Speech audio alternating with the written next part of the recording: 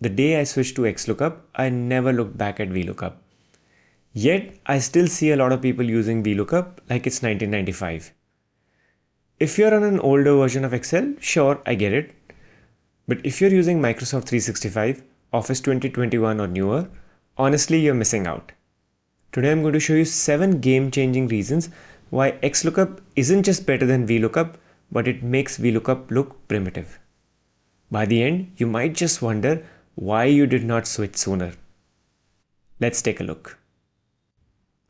We have this data for the top salesperson for each year. Let's start with something which VLOOKUP couldn't just do. Search on the left side of the lookup value. We want to find out in which year William Travis was the top salesperson. Let's write XLOOKUP. Lookup value is the cell G2, which contains the name William Travis. Lookup array is from B2 to B15. And the return array is A2 to A15. And there you are. The result is 2019. VLOOKUP can only find data on the right of the lookup value. So XLOOKUP 1 and VLOOKUP 0. Let's look at the next difference, searching last to first. Let's find out the units sold by Amy Smith when she won the top salesperson award. The formula is very simple. We will write XLOOKUP. Lookup value is the value in the cell G2.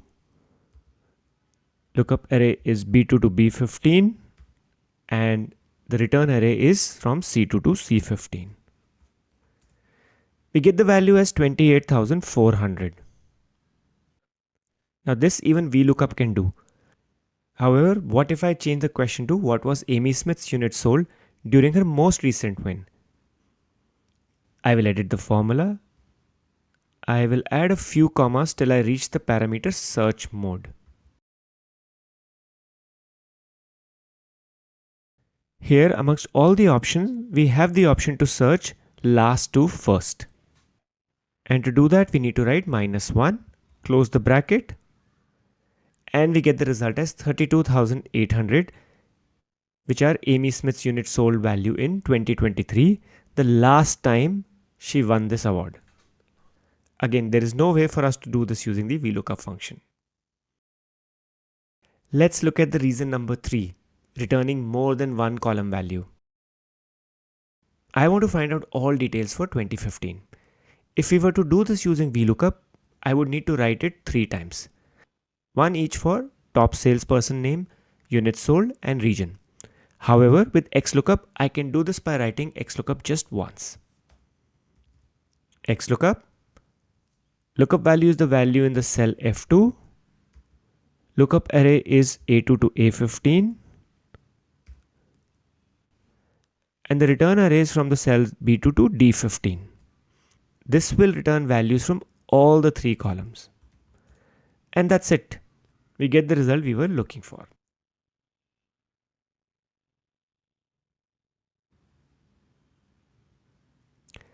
The next one is on error handling.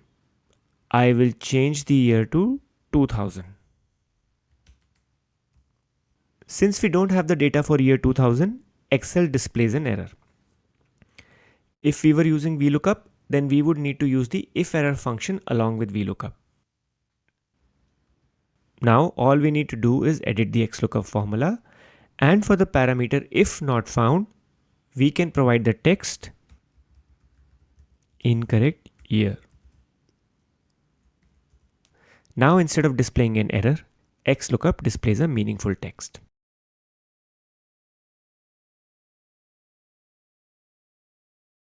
Another area where XLOOKUP scores is that we provide values like lookup array and return array.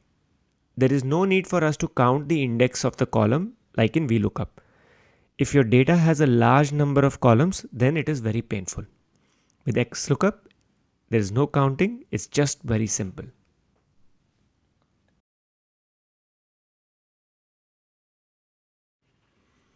Now let's assume we need to find out the total units sold for Sean Stevens for the year 2017.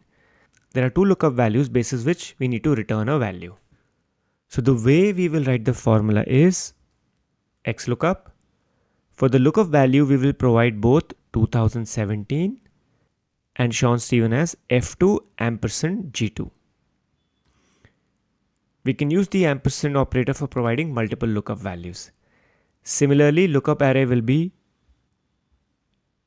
A2 to A15 ampersand B2 to B15. The return value is C2 to C15 and we get our result. Again, something which is not possible using VLOOKUP, as VLOOKUP can only search in the first column of the table array. Alright, we're at the last area where XLOOKUP scores over VLOOKUP.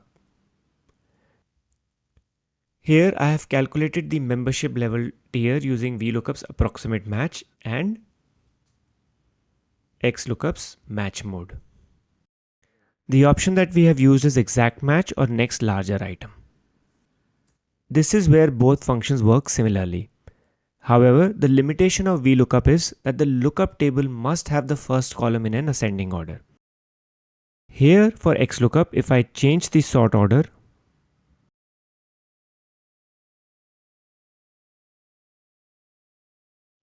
the result remains the same, but for VLOOKUP it changes. Another difference is that in XLOOKUP we have a few more options.